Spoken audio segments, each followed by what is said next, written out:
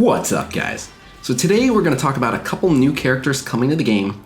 I'm very excited to announce Symbiote Spider-Man is officially coming to Marvel Strike Force. I'm also excited to announce that at long last, Cyclops has arrived. Cyclops' kit hasn't changed much from the most recent data mined kits we've seen, but we'll go over it anyway. He's a powerful blaster that synergizes well with the existing X-Men, particularly Phoenix and Wolverine, to provide an outright insane amount of damage for the team, especially in shorter matchups. From the footage we got, it looks like the inclusion of Cyclops alone allows a full X-Men team to take on many of the current top arena teams, so let's take a closer look at his kit. Cyclops' tags are Hero, Global, Mutant, Blaster, and X-Men. Clocking in at a moderate 108 speed, he has excellent focus and decent damage. He does have fairly low health and armor, but that's very standard for a blaster. Now please keep in mind, this stat graph is reflective of Cyclops on his own. Paired with other X-Men, he gets a big stat boost. He'll get an extra 45% max health between Phoenix and Colossus, as well as an extra 30% damage from Phoenix. He'll also get a bunch of speed up on turn if paired with Storm, which offsets his moderate speed stat. Anyway, enough lecturing, let's look at his abilities. Cyclops' basic is Optic Blast. Attack primary target for 300% damage and a 50% chance to apply defense down. If Psylocke is an ally, always apply defense down. So this basic is pretty standard. Being able to apply defense down with each basic opens up a lot of burst potential, so I'm all for it. Moving on, Cyclops' special is To Me. This ability costs 5 energy and starts full. Apply Taunt to the two most injured non-summoned non-primary targets. Call an ally Wolverine to attack the most injured of those previous enemies. Call an ally to attack the second most injured of those previous enemies. Attack primary target for 350% damage. So this is a really interesting ability. If used at the right time, getting taunts to stick on vulnerable targets makes Cyclops an excellent option for getting around stubborn tanks like Juggernaut. This will be a bit tricky to use though, because you might have to switch targets since it automatically excludes the primary target when applying those taunts. Cyclops' ultimate is Optic Devastation. This ability costs 8 energy and starts full.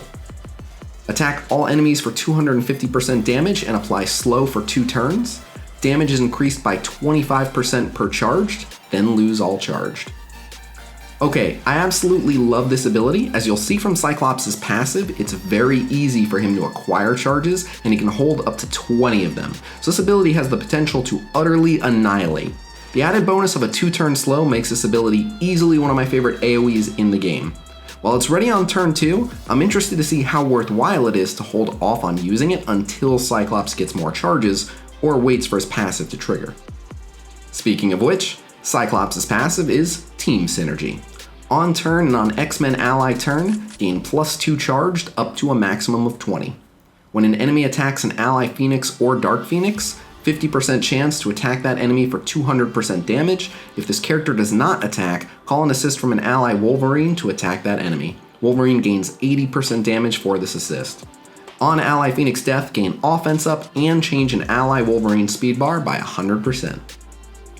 So this passive is absolutely ridiculous. We'll start from the top. Cyclops is going to gain 10 charged each full turn rotation. That's bonkers, considering each charge adds 25% damage to his ult.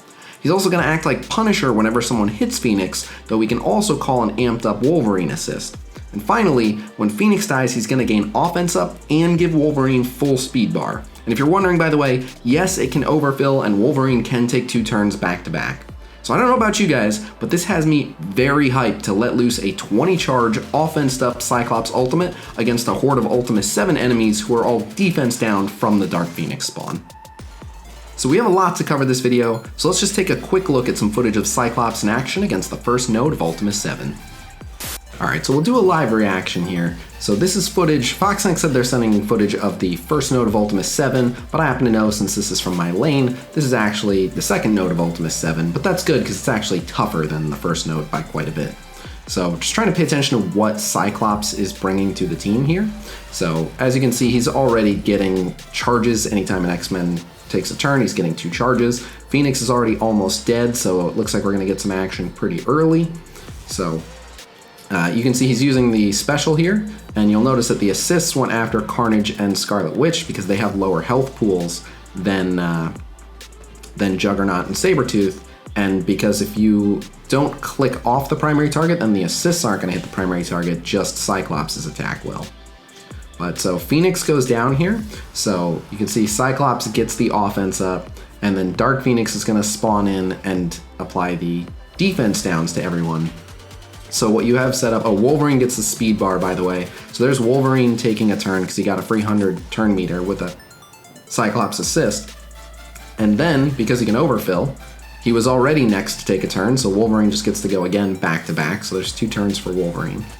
But yeah, the AoE Wombo combo of an offensed up, charged up Cyclops ultimate into the defense downed enemies from Dark Phoenix is so ridiculous. My guess as to why they held off on releasing Cyclops for so long is because they had to wait until there were teams challenging the X-Men to introduce Cyclops and just add a whole nother layer of domination to this team, which is what we are about to see.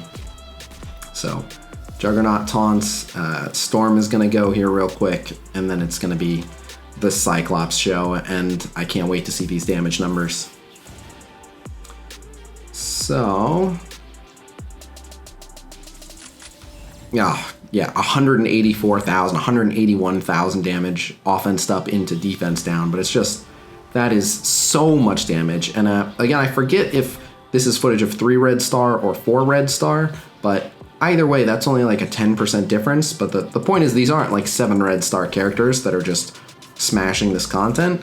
They're either 3 or 4 red star. They are gear tier 13, level 75, 7 gold star. They're not messing around, but yeah, that damage is insane, and if you happen to get like a high red star Cyclops, that damage is just gonna be off the charts. So the fact that Phoenix is already dead means that, you know, you're still not really gonna wanna use this team as a primary raid team, but the addition of Cyclops makes me think that for the most part, you'll be able to bring in this team and handle like any one node, so I can't wait to use these guys. So Cyclops looks like a total powerhouse, but now let's take a look at who I consider to be the Dark Horse MVP of this patch, Symbiote Spider-Man. So there's actually a bit to unpack when it comes to Symbiote Spider-Man because he's introducing a new tag, reshaping an existing team, and he inspired a small addition to Venom's kit. So let's start with his tags. As you can see, Symbiote Spider-Man's tags are Hero, City, Bio, Brawler, Spider-Verse, and a new tag, Symbiote. And yes, Symbiote will also be applied to Venom and Carnage. This could mean we might one day get a full Symbiote team, but for the time being, it seems Symbiote Spider-Man's purpose is to anchor the original Spider-Verse team alongside Venom, Carnage, Original Spider-Man, and Miles Morales. Symbiote Spider-Man is going to bring a crazy amount of powerful control effects, as well as a truly astonishing amount of survivability to this team. I also want to point out that Symbiote Spider-Man is a city character. So because I try to stick in at least one I told you so each video, remember when everyone kept asking which city team they should prep for Dark Dimension 3? And my advice was to not waste time thinking about it because we didn't know how many city characters would actually release before Dark Dimension 3 was actually available.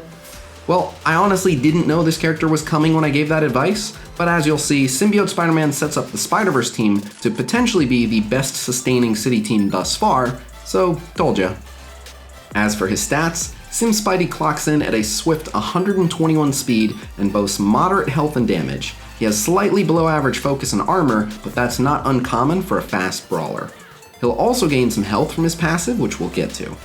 While the somewhat lackluster focus is slightly concerning, the fact that his team dishes out tons of defense down makes me think he'll be just fine. For those of you that don't know, defense down cuts a target's resistance in half.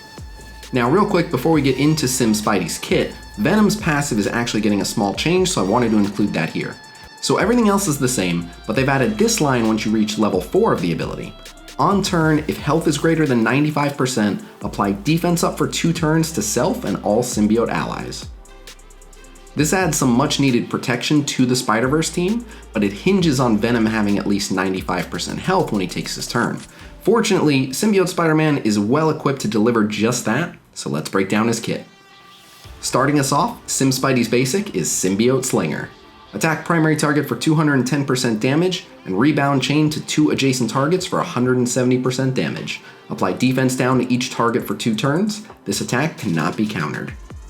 While the damage from this basic is fairly mediocre, the fact that each target hit gets defense down for 2 turns essentially means this guy has a Spider-Man special as his basic attack, which is just brutal. Moving on, Spidey's special is Spider Slingshot. This ability costs 3 energy and starts full. Attack primary and adjacent targets for 300% damage, increase the duration of all their negative effects by 1, and apply bleed to each target. Ready on turn 1 on such a fast character with such a low cooldown, this ability is simply insane. Increasing the duration of all negative effects by 1 is not only going to be a big boost to the Spider-Verse team, but it's also going to make for some interesting combos, like extending Magneto blinds or maybe even Storm stuns, so I'll be keeping an eye on characters like Scarlet Witch and Graviton after his release. Up next, Spidey's ultimate is Web Slam. This ability costs 5 energy and starts with 2. Attack primary target for 340% damage and apply stun. Attack all other enemies for 260%. Apply slow to all targets for 2 turns. This attack is unavoidable and cannot be blocked. So this ability introduces the second single target stun to the Spider-Verse team, as well as applying a 2-turn slow to every enemy on the field, which gives this team a ruthless amount of control. The fact that it's unblockable and unavoidable makes this ability simply incredible all around. Last but certainly not least, Spidey's passive is Perfect Host. In raids in Dark Dimension, when a negative effect is applied to an enemy, heal self and all hero, Spider-Verse, and symbiote allies for 3% of this character's max health, gain 100% drain, symbiote allies gain 100% drain, gain 15% dodge chance, gain 30% max health, hero, Spider-Verse, and symbiote allies gain 30% max health. The dodge chance is nice, and the max health for the entire team was badly needed, but the perks for Raid and Dark Dimension are just nuts. He'll heal the entire team for 3% of his max health with every single debuff that gets applied, and unlike Ghost Rider's passive, he can totally heal for multiple debuffs in a single turn. Giving the 3 symbiote characters 100% drain on all abilities is just so much passive healing, it's mind-blowing. So I imagine you're pretty anxious to see this team in action, so let's break down some footage of them tackling the first node in Enter the Darkness. So we got another live reaction. This is footage from the first node of Dark Dimension 1, Enter the Darkness, so I sped up this footage because the clip they sent us was like 10 minutes long, and they just sent us like the first half of the node. It's not that the team wasn't able to keep going, just, you know, they thought like 10 plus minutes was enough footage, and I don't blame them. But so I sped it up. I obviously wanted you guys to be able to see things like there's the Symbiote Spider-Man basic there, and you can see all the attempted healing with every debuff, so you can see that each individual debuff will trigger the healing from the Symbiote Spider-Man passive. Even if it's multiple debuffs and applied to multiple enemies, each one counts. But so this is actually a pretty brutal opening barrage for them, because they all get defense down and heal blocked, and that makes them very, very vulnerable, and the only reason that they're able to survive this opening barrage is because of the health that they're getting, the extra 30% max health from the Symbiote Spider-Man passive, because right now, obviously, they're all heal blocked and none of them can heal. But it's pretty impressive how well they're able to turn this around once the heal blocks wear off. So there's the Symbiote Spider-Man special, and that extends a ton of debuffs, so you can see there was some attempted healing there, but it doesn't look like... So basically adding a stack of a debuff doesn't count as applying a new debuff. So if you extend a defense down to 2 defense down, you didn't apply a new debuff, it's still the 1 defense down that was applied. But obviously when he, I think he gives bleeds to everyone with the special, so, or no, maybe it was slows, bleeds, I forget. But anyway, the fresh debuffs that he were applying is what was actually triggering the healing. So you'll have to forgive me, I did not get great sleep before recording this. So there's the Symbiote Spider-Man ultimate, and that's 2 turns of slow to everyone. So you can see it would have been so much healing, but the only one who was actually receiving it was Carnage there. But so I want to point out, Venom is defense down against the ropes. He's like 1 hit from death. He's literally only still in this because of that extra 30% max health from Symbiote Spider-Man. But now that the heal blocks are pretty much all worn off, that's the last of them right there. Now pay attention to how much healing this team can generate, because it is ridiculous. So you can do something like this where there's a defense down, there's a defense down, there's a defense down, and yeah, you'll see it's just a bunch of healing. There's a bunch more defense down, so that's going to trigger a bunch more healing. And this, right, using that ultimate, you see like a 20,000, a 16,000, a bunch of 4,500s. Yeah, spreading all those buffs from Drax to the adjacent enemies is just insane. And if that Drax had been like in the middle of the enemies, that probably would have been close to like a full heal. But here, this is going to apply a bunch of debuffs to 5 people. So you can see all that healing, and that Venom went from 1 hit away from death to probably gonna have enough health when he takes his turn to trigger the being over. Yeah, look, he was over 95% with what he healed from his passive, and he was able to give the 2-turn defense ups. So that level of recovery is just absolutely insane. So that's mainly what I wanted to show you guys here, is crazy sustain from this team. So there you have it. This team looks like a ton of fun, especially in persistent health game modes. I'm really excited to see if any new debuff combos spring up once this guy gets introduced, and I've been waiting for my Spider-Verse team to command more respect, so I can't wait. Lastly, anyone is welcome to join my Discord server, which is discord.gg/Khasino, where we have blitz predictions, infographics, videos, data mines, content creator Q&A, and more. Otherwise, that's all I've got for you for now, but I'll see you guys real soon with more news, so subscribe to the channel and hit that bell if you don't want to miss it. Plus, it makes my mom tell me she's proud of me. Until then, peace!